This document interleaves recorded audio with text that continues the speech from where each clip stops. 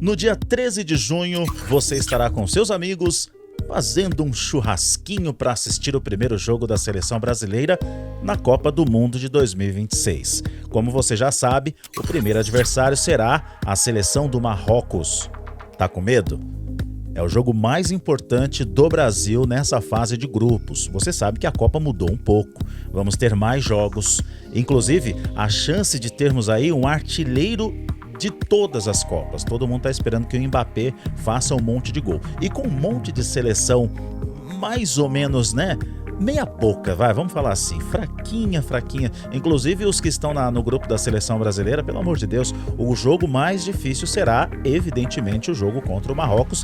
Quem ganha ali, imaginamos, será o primeiro da chave e vai avançar aí esperando do próximo grupo, que pode ser inclusive a Polônia, que vai passar aí pela repescagem B, e eu imagino que se a Polônia for para a Copa, pode ser aí de repente a segunda colocada e pegar a primeira colocada numa possível segunda fase. Mas vamos por partes, vamos ter muitos vídeos para falar sobre Copa do Mundo. Nesse vídeo queremos falar da seleção de Marrocos. A seleção do Marrocos está colocando um pouquinho de medo nos brasileiros, porque o último confronto Brasil e Marrocos foi vitória para a seleção de Marrocos, que está numa fase extraordinária.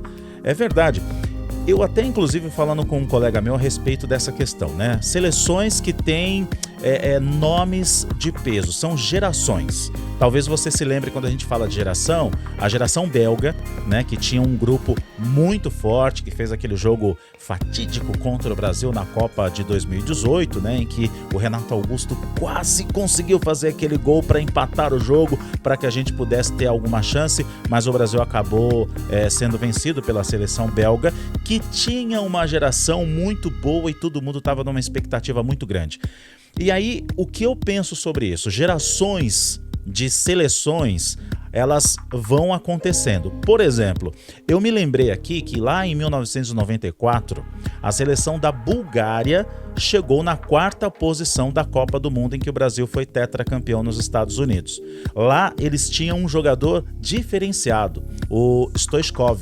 Ele era um jogador que levou a seleção da Bulgária, Eles já tinham ido para a Copa de 86, não foram para a Copa de 90 e acabaram indo para a Copa de 94 e ficaram na 4ª posição, a mesma posição que essa geração de Marrocos levou a seleção de Marrocos na Copa do Catar em 2022, ficando, pela primeira vez na história, uma seleção africana participando de uma semifinal de Copa do Mundo. É para ter medo da seleção de Marrocos? É uma geração muito boa. Outra geração boa foi a geração da Ucrânia, que foi para a Copa de 2006. Na verdade, era um jogador que levou, a seleção da Ucrânia para a única e primeira Copa que eles participaram. Eles acabaram caindo nas quartas de final para a Itália, que seria campeã daquela Copa em 2006. O Shevchenko, que foi um jogador lendário no Milan, bola de ouro e tal, ele foi o jogador diferenciado que levou a Ucrânia para a sua primeira Copa do Mundo em 2006. Então, a seleção de Marrocos tem jogadores bem diferenciados. Vamos falar sobre 4 deles que você conhece e a gente quer que você fique de olho deles na Copa do Mundo. O primeiro deles é o Brahim Dias. O Brahim Dias, ele, apesar de ter nascido em Málaga, na Espanha, o pai dele era marroquino e por causa disso ele decidiu servir e defender as cores do Marrocos como seleção. O Brahim Dias, ele foi revelado pelo Manchester City e joga pelo Real Madrid. Um detalhe interessante do Brahim Dias que você talvez não saiba, e se sabe a gente vai lembrar aqui, ele já foi contemporâneo e treinado por Carlo Ancelotti. O Carleto já treinou o Brahim Dias. Então, o meio atacante do Marrocos talvez tenha ali algum segredo que o Ancelotti saiba, que de repente dá para segurar ele nesse primeiro jogo. O Brahim Dias, ele joga pelo Real Madrid, ele voltou, ele tinha ido para o Milan como empréstimo, assim como vários jogadores, inclusive o Endrick, que agora acabou saindo do Real Madrid emprestado e depois volta para fazer uma carreira melhor. E o Brahim Dias voltando para o Real Madrid, ele começou a ser muito usado pelo Carleto, e se tornou o jogador que é. E agora ele é um dos principais jogadores da seleção de Marrocos e é um jogador para você ficar de olho, viu? Ele é um articulador, ele sempre chega, é capaz de decidir o jogo numa única jogada. É o Brahim Dias, o craque da seleção de Marrocos. Tem mais? Tem. um deles, aí a gente tem medo. Pela lateral direita você já sabe de quem a gente está falando, tá a imagem dele aí, Hakimi, lateral direito do Paris Saint-Germain, o maior lateral direito do planeta na atualidade. Ele tem muita força física, velocidade e habilidade, que é mais importante, o que faz dele o melhor lateral direito da atualidade. Ele consegue chegar até o final do campo com facilidade, fazer bons cruzamentos e, além de ser um bom batedor de pênalti, ele também é um bom finalizador quando as jogadas acontecem pelo lado esquerdo. E no caso do Paris Saint-Germain, né, do PSG, eles têm muitas jogadas variadas ali e pela esquerda eles também têm uma força muito grande e quando sobra a bola lá dentro da área e o Hakimi tá lá, ele põe para dentro. Então, ele é um jogador que também nasceu na Espanha, em Madrid, né? Mas os pais dele são marroquinos, apesar de ele ter nascido em Madrid, então ele decidiu defender as cores do Marrocos. Ele é o titular absoluto da seleção de Marrocos. Agora na Copa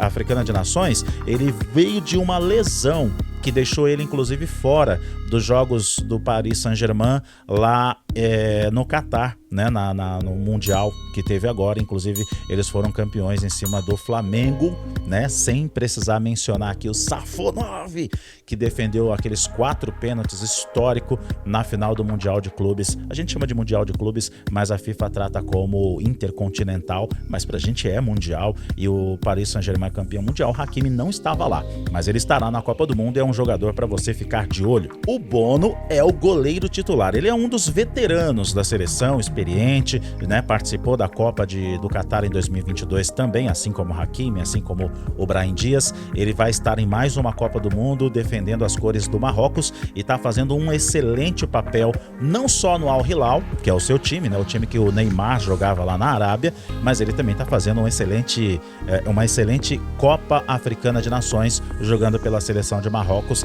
e a seleção de Marrocos está avançando, como nós já mencionamos aqui. Então o Bono é um goleiro experiente, tá? Hoje ele tá no Al Hilal, mas ele fez a sua carreira de maior sucesso jogando pela La Liga, né? Pelo Sevilha da Espanha. Então você já tá acostumado com esse goleiro, é um bom goleiro, pegador de pênaltis e pode dar trabalho para o Brasil, né? Caso o Brasil tente ganhar o jogo na pressão. A gente não sabe ainda o que o Carleto vai preparar para a seleção brasileira, mas a gente não vai imaginar o Brasil no primeiro jogo ali recuadinho, sofrendo pressão do Marrocos, né? O jogo tem que ser diferente e a gente espera que o Bono não tenha uma boa atuação nesse primeiro jogo. O quarto jogador aí já é uma incógnita. Por quê? Ele já é um jogador veterano, né? O holandês Ziyech. Ele jogou lá no Ajax, talvez você se lembra daquela semifinal, né, histórica entre o Tottenham e o Ajax. Ele jogava no Ajax, que acabou sendo desclassificado pelo Tottenham quando o jogo virou, né, na Holanda, com os 3 gols do Lucas, né, que hoje está jogando no São Paulo, no Tricolor Paulista. Então no Ajax, o Ziyech fez a sua carreira, né, levou o Ajax junto com o seu futebol e todo aquele time para uma semifinal de Liga dos Campeões, e ele é um jogador que geralmente tem atuado na seleção de Marrocos, mas como a gente falou, é uma incógnita por causa da idade, então pode ser que de repente seja a última oportunidade dele, mas ele foi levado também para a Copa Africana de Nações, então esperamos que ele esteja também entre os selecionados para jogar contra o Brasil na abertura do grupo do Brasil e Marrocos lá na Copa do Mundo de 2026. Coloca aí no comentário qual o seu palpite para esse jogo e vamos ver se isso acontece lá. Vamos fazer uma cápsula do tempo. Eu acho que vai ser Brasil 3 e Marrocos 1. A gente vai conferir isso no dia 13 de junho, fazendo um churrasquinho e curtindo a seleção brasileira na Copa do Mundo. E daqui a pouco, em outros vídeos, vamos falar mais sobre as expectativas para essa Copa do Mundo, artilheiros, outras seleções para você ficar de olho, jogos legais que você vai querer curtir e, é claro, essa nova estrutura da Copa do Mundo que acabou mexendo com o calendário de todos os campeonatos pelo mundo, inclusive o Campeonato Brasileiro, que agora começa um pouco mais cedo por causa dessa, né, nova formatação da Copa do Mundo em 3 países, México, Canadá e Estados Unidos, com muito mais seleções. O que vai acontecer? Só queremos ver o Brasil na final, né? E para isso a nossa expectativa é muito grande que o Brasil faça um bom futebol e que a Copa do Mundo seja legal, certo? A gente se vê nos próximos vídeos.